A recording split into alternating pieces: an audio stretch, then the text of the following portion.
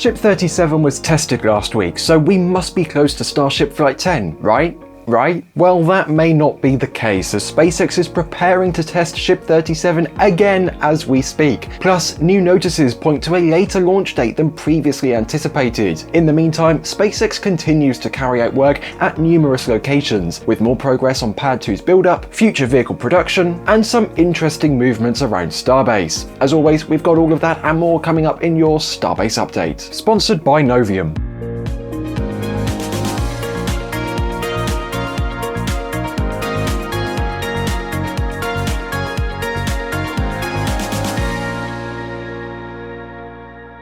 You probably remember from last week's Starbase update where we covered Ship 37's 2 static fire tests, and we all thought everything was fine because, well, SpaceX said so.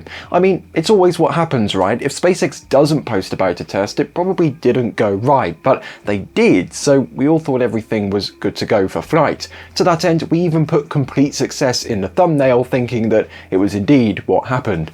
Well, it now turns out it wasn't a complete success. Let's run through the timeline to see what's happened with Flight 10 since the last episode. Following its 2 static fire tests last week, Ship 37 was removed from the launch mount on August 2nd. Teams disconnected all the lines that were hooked up to it for the static fires and also removed the umbilical plate that acts as the interface with Ship 37's plumbing. Ship 37 was then rolled back into Giga Bay 2 in the early morning of August 3rd. Without losing a second, teams started removing all the modifications on Pad 1. Less than a day after Ship 37 had left the mount, the LR11000 crane was moved from Pad 2 to Pad 1 for the removal of the ship adapter stand. The crane, of course, then moved back to Pad 2 to continue with the construction work. By early Monday morning on August 4th, SpaceX teams were already well underway removing pipes and hoses from on top of the booster quick disconnect hood. The ship adapter stand was also rolled back to Sanchez for storage as expected. That same day, SpaceX teams started reinstalling the booster hold down clamps on the launch mount since they had been removed to install the ship adapter onto the hold down arms. But then, suddenly, all of that work just stopped in the afternoon. A few hours later, work did resume, but this time the hold down clamps started to come off the launch mount again and pipes were being reinstalled. It didn't look great, as that kind of work already indicated that perhaps we could see Ship 37 coming back to the pad for further testing. Then the ship adapter rolled back to the pad overnight, which sealed the deal, and if anyone had any doubts that there may have been an issue during testing, we also spotted engines on the move at the entrance of Giga Bay 2. The 2 engines looked to be Raptor Vacuum engines, with one seemingly exiting the bay and the other entering, so it's likely that SpaceX had swapped at least one RVAC on Ship 37. The ship adapter was then reinstalled on the launch mount on Tuesday, just 2 days after it had been removed. By the way, that also meant the LR11000 crane had to crawl again from Pad 2 over to Pad 1, lift the adapter onto the mount, and then crawl back to Pad 2. It's rather strange that SpaceX seemingly called it a day right after Ship 37 static fired, but that they then ended up having to swap an engine afterwards. One has to wonder whether something happened during that test that they just didn't spot in the moment. I guess in hindsight, they probably shouldn't have begun removing all of the modifications at Pad 1 before being 100% sure that the ship was good to go. So all of that happened pretty much at the beginning of the week. Since then, teams seem to have completed the reinstallation of all the pipes on the booster quick disconnect hood. On Friday, we also seem to have observed a purge test of those lines, so they've not only been reinstalled, but they may also be actually ready to be used again. On Wednesday, the Coast Guard released a local notice to mariners, often known as an LNM, alerting mariners to the possibility of a Starship launch. The notice included daily windows starting on August 16th and ending on August 22nd, with each daily window beginning at 6:30 in the evening Central Time, that's 23:30 UTC. Now, of course, at the time this was released, it was clear that it must have been filed before they found the issues on Ship 37 and had to reinstall everything on Pad 1. And in fact, the NOTMAR with that Starship launch notice was subsequently taken down and then updated on Friday, this time showing us the same daily windows but going from August 22nd to August 28th. That means Starship's 10th flight could be as soon as August 22nd at 18:30 local, but is that realistic? At the time of recording, Ship 37 is still inside Mega Bay 2, so if they want to make the launch on the 22nd, they have to roll it out really soon and get it tested again as soon as possible. There's a good chance that by the time you watch this video, Ship 37 could have rolled out for testing, or there could be road closures in place, so keep an eye on Starbase Live and the next Spaceflight app. It's rather interesting though that SpaceX didn't try to roll Ship 37 back to the pad as soon as all the piping and everything was good to go. Maybe, just maybe, they're trying to get more work done on it before actually putting it out on the pad. Sometimes when the door of Mega Bay 2 is open and all the way up, we can see the left side of the bay from some of our cameras. In this shot, Ship 37 is sitting in the front left corner of Mega Bay 2 with Ship 38 sitting behind it in the back left corner. It seems like since our last Starbase update episode, teams have moved 38 from the center workstation to the workstation in the back left corner. Here we can also see some extra scaffolding up on 37, so it wouldn't be surprising if indeed the extra time was to get more work done on the vehicle before rolling it out again for more testing. This could, in theory, shrink the time needed to get the ship ready for flight once it completes its testing, in theory at least. Either way, August 22nd may be tight for a launch given all the reconfiguration needed at the pad, although the little bit of work SpaceX already did when Ship 37 left last week kind of shows that they may be able to do it rather quickly. I guess we'll just have to wait and see. What do you think though? Is August 22nd realistic? Maybe later in the month? Or who knows, maybe not in August at all? Let us know your thoughts in the comments. I for one, August seems plausible. This video is sponsored by Novium. They make really cool magnetically hovering pens. If that's all the information you need, then just click the link in the description and you'll get a discount. Tell them you got sent by us. If you want to know more about how they make really great writing utensils which also hover, then listen in. I love that Novium has been sponsoring us for a long time now, because hover pens are inspired by space, and they give whatever desk you put them on a touch of the coolness of weightlessness. Plus, when you give one as a gift, not only will the recipient be reminded of space and weightlessness, but also of you. There are a few different hover pens, including the Interstellar Edition, which hovers at a tilt of 23.5 degrees, the same as the Earth's axis of rotation. It's also available in several great colors, like Mars Magma, which is my personal favorite, don't at me. Plus, there are premium editions made with 18 karat gold, and they even have a real meteorite embedded within them. That's wild. There's also my favorite, the Future Edition, which features an interchangeable tip, so you can have a roller ball or fountain tip and switch back and forth as desired. Of course, since the pens hover, they're also excellent for idly messing with and so satisfying to spin. Just look at it spin. Very satisfying. Use code NSF to receive 15% off all hover pens for the next 48 hours, and after that, it'll be 10% off.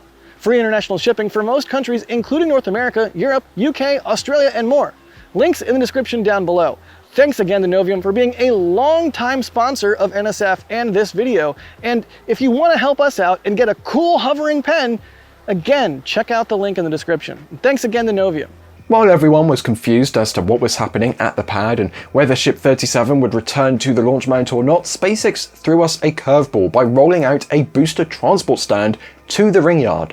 That could only mean that one of the two boosters inside Mega Bay 1 was going to leave the building soon. But one thing was clear, given the work at the pad, whatever booster was leaving the bay was definitely not going to the launch site, so the only place it made sense for it to go would be the rocket garden. And indeed, that's exactly what happened, with none other than Booster 16, the booster for Starship's 10th flight. In fact, it left the bay with its hot staging ring already attached and ready for flight. So why go to the rocket garden? Well, that question was answered rather quickly, as Booster 12 left the rocket garden and was moved into Mega Bay 1. While rumours started swirling about it potentially being scrapped, SpaceX lifted it off its stand and put it on the workstation where Booster 16 had been prior. If it was going to be scrapped, it probably would have just been scrapped right there in the middle of the bay, and there wouldn't be a need for it to go to one of the workstations. Because of that, there must be some other reason for this move, and to be honest, there aren't a lot of good reasons that come to mind. The only one that would make sense is if SpaceX was performing work on Booster 12 to prepare it for some potential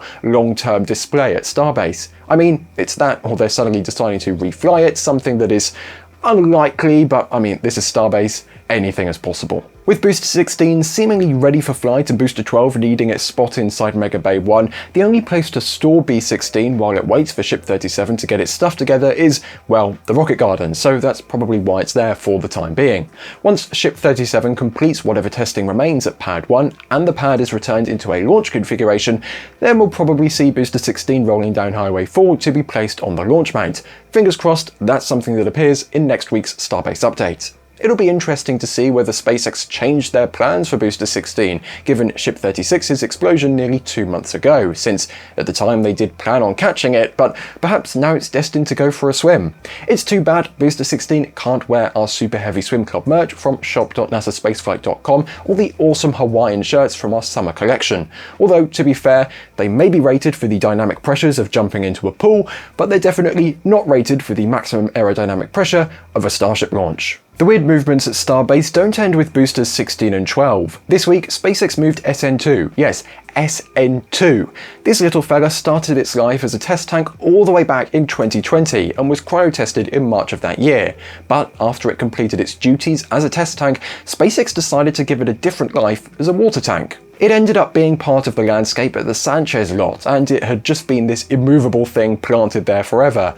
Or so we thought. Somehow, SpaceX decided to relocate it within Sanchez. I guess they must be planning some remodeling of the site and needed to move it from where it was. Now, speaking of old vehicles, let's check in with our friend Booster 13 at Massey's. Since our last Starbase update episode, SpaceX teams have visibly begun stripping down the aft section of this booster, which, in case you missed it, was fished out of the water a few weeks ago. A good number of Raptor engines have already been removed from the aft section, and we can see all the inner bits of the booster aft shielding. From Massey's, we now go to the Star Factory, with a view through the glass windows into the nose cone hall. Every week or so, we try to check in on the nose cones on the production line to see how things are going. The first Block 3 ship, Ship 39, is the one furthest along, and, as we reported last week, it got its flaps and some of the pyron-ablative material. Since the last episode, not a whole lot has been done on it, but we can see there's no scaffolding set up around it, which is quite interesting. Perhaps this scaffolding will facilitate easier and quicker access to the nose cone in order to install the heat shield tiles. Some of the nose cones have also moved around in the hall, with Ship 42's nose cone now taking the spot that Ship 40's nose cone had last week. Since 39, 40 and 41's nose cones all have heat shield tile pins already installed, it'd be interesting if SpaceX were to do that tile pin installation also on Ship 42. It definitely seems like they may be ready to put all of this hardware together whenever they're okay with starting Block 3 production. Someday in the future, we may see the hardware for starships destined to go to Mars. Someday. It may take longer, but it may happen soon. Elon, however, is already hinting that, to no one's surprise, SpaceX may not be able to make the next Mars window at the end of 2026. In a post on Wednesday, he stated that there's a slight chance Starship goes to Mars next year, without humans of course, but that a lot would need to go right for that, and that it was more likely that it would happen in 3.5 years' time. That is, the next Mars window after the 2026 one. It is no surprise whatsoever that he has said this, given Starship's luck this year. Making it to the 2026 Mars window was already a huge challenge, given all the things that need to be tested and developed, such as on-orbit propellant transfer and long-endurance starships. With the benefit of another Mars window, this time SpaceX may have a better chance of getting Starship to Mars without a crew in the 2029 timeframe. Although that simply sounded like me saying, one more Mars window bro, trust me. But if you're used to spaceflight, you know by now Starship is not the first project with its sights on Mars that gets delayed one or multiple planetary windows at a time. Looking at you, ESA's ExoMars. We know that whenever Starship is ready to go to Mars, Elon wants it to be carrying Tesla's Optimus robot, but that fella might have some company alongside it. This week, the Italian Space Agency announced it had signed an agreement with SpaceX by which the company would carry experiments from the agency on board Starship's first trips to Mars. Gwen Shotwell, SpaceX president, posted on X with the announcement stating that, quote, SpaceX is now offering Starship services to the Red Planet. The first Starship flights to Mars may not have a high chance of making it to the surface, but even just the interplanetary transit could be useful to do science, and it wouldn't be surprising if other agencies and universities out there take the opportunity to send their own experiments. Now, let's head back to Earth and talk about all the different work going on at Pad 2. There's been quite a lot, to say the least. Part of that work has gone into continuing to outfit the launch mount's quick disconnect umbilicals. This week, teams installed one of the pieces of the hood that protects the liquid oxygen carriage for the launch mount, meaning it is at a similar step in the process as the liquid methane carriage. We're expecting in the near future another piece to be installed for the back of this hood, as well as a door in order to protect all the important plumbing inside. This week we also observed teams installing the final liquid oxygen pump assembly on the Pad 2 side of the tank farm. Next up should be the installation of the pump's motor so that it becomes a fully functional pump. Once that's complete, all 9 LOX pumps will be fully installed for use to pump liquid oxygen out to Pad 2.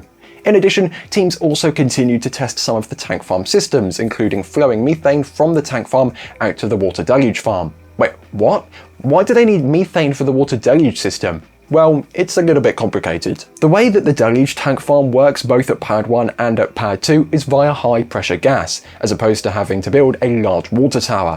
At Pad 1, this high pressure gas is stored in high pressure cylinders and pushed through the water tanks to force the water through the pipes and out the plate under the mount. However, this may look a whole lot different for Pad 2's deluge system. So far, it appears that the way SpaceX will be driving the pressure won't be with gas already stored at high pressure, but rather by creating the high pressure gas in real time as the deluge is being used. To do so, SpaceX seems to have built a series of mini combustion chambers where gaseous oxygen and methane will burn together and create a really hot gas. What is not fully clear is if this gas will be used to power a turbine to then pump the nitrogen out through the water system, or if the hot gas itself will be used to immediately heat up the nitrogen and turn it into a high pressure gas. Either way, the deluge system for Pad 2 will need to have methane flowing through it, and that's what we saw being tested this week. Perhaps it won't be long until we see the entire deluge system being tested, and when that happens, that will be quite the event. This week, SpaceX also continued outfitting the launch mount and flame trench by installing more flame trench wall sections on Pad 2. These sections are technically no longer part of the trench because they're well above it, but they do serve as a connection between the trench and the launch mount and offer extra protection for whenever Raptor engines start firing down the launch mount. And if I may say, no shade against Pad 1, but oh my, does Pad 2 look like a proper launch pad. And speaking of flame trench wall sections, let's make a quick visit to Florida, where SpaceX is continuing work at the Starship launch pad within Launch Complex 39A. This week, our Space Coast Live cameras observed a bunch of deliveries of flame trench wall sections heading to LC-39A. Many more of these will have to be delivered and installed at 39A, so expect more of these deliveries in the future. In addition to our ground-based views, our friend Harry Stranger acquired shots of the Space Coast via Planet, and these allowed us to see the progress going on at 39A from an aerial perspective. Teams seem to be well underway, pouring concrete in the flame trench for Starship, and we can observe the green water pipes for the water deluge system being installed underground. A few days ago, we also saw a delivery of a large cryogenic tank arriving at Port Canaveral, and while it is true that it could be for any other launch company at the Cape, there are quite a few of them, it almost seems like that very tank can be seen in this very satellite shot to the southeast of the complex. By the way, right next to it, there are 3 large metal pieces laying on the ground. Those are A-frames that will be used to hold the flame bucket for Starship's flame trench. 5 of these will be installed in total into the trench in order to support the bifurcated diverter. It's nice to see all of this work already underway at Starbase's second pad, because now we more or less know exactly what to expect at 39A. Earlier in the week, the FAA also released the draft environmental impact statement for Starship launches from LC-39A, getting one step closer to environmental approval of Florida Starship launches. If you want to learn all about that, I'd highly recommend this 20-minute video hosted by yours truly, because that is jam-packed with juicy information. In more Starship-related work, back at Starbase, teams continue preparing the ground where the future air separation unit will be located. Ever since SpaceX broke ground, excavators and compactors have populated the site, clearing the ground and flattening it in preparation for the build of the forthcoming facility. This location is right across Highway 4 from the launch site and next to the beach, so the ground here needs to be prepared for the construction of this facility. As to when the actual construction will happen, it's probably up to how long it takes to prepare the ground, which could be anywhere from a few days to a few weeks. Right across the road at the launch site, teams are also setting up a new and mysterious building at the location where the old main entrance to the launch site was located. Labels on the beams and columns for this facility call it the quote, SpaceX Megabunker, which is quite interesting considering that there are already electrical and cryogenic bunkers at the launch site for several of the ground systems. This might be one of those things that will just figure it out what purpose it serves once it's more complete. At the production site, crews continue excavating the site where the Giga Bay will be built. The installation of the hundreds of piles for its foundations were Dan, get out of the way!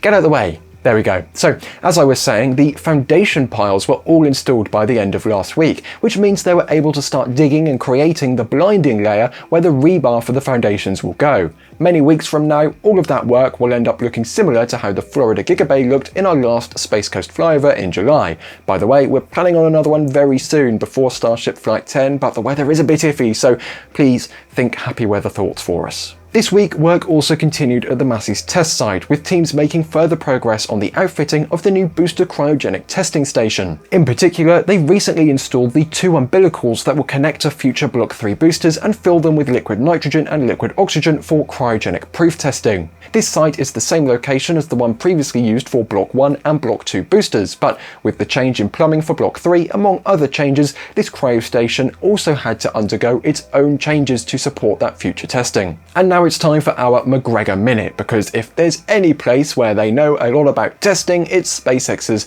McGregor test site. This week, SpaceX conducted 24 Raptor tests, which included the second engine firing at the newly debuted Raptor North test stand. This time though, it was a slightly longer test at 19 seconds compared to the 2 seconds from the first firing. We also saw the record for the longest burn at the Raptor South stand being broken twice this week. At the beginning of the week, the record burn time was 152 seconds, which was broken on Wednesday with a 180-second burn on that stand. The record was broken again on Friday with a 201-second burn. It's also worth noting that as far as we know, all of the tests happening on the Raptor South stand are with Raptor 3 engines, so these are also record burn times for this still in development engine. They may have fired Raptor 3 engines for longer at the vertical or horizontal stands, but there's no way to tell from the outside because those stands have a mix of Raptor 2 and Raptor 3 engines being tested there. SpaceX also continued with more Raptor torture on the South stand at McGregor this week, with a single Raptor engine being fired 13 times in a row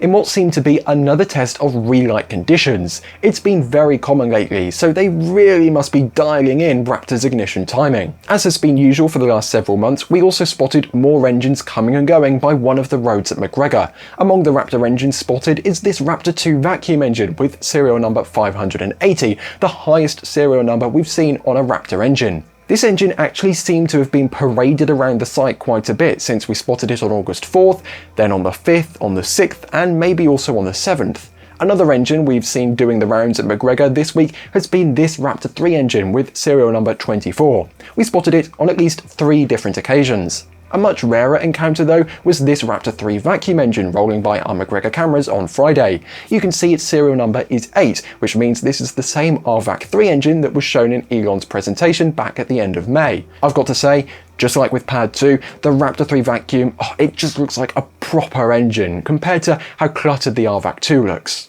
Hopefully, in the near future, seeing numerous Raptor 3 engines will become a familiar sight at Starbase, but for the time being, we are only seeing them at McGregor. Hopefully next week we can report the great news that Ship 37 is finally tested for realsies this time, and that there's not going to be any more retests and everything is perfect, and this time everything is getting ready, getting prepared for the launch of Starship Flight 10. Thanks once again to Novium for sponsoring this video. Don't forget, use code NSF for 15% off all hover pens for the next 48 hours, and if you missed the 48 hours, there's still 10% off after that. I've been Ryan Caton for NSF, thanks for watching, and goodbye.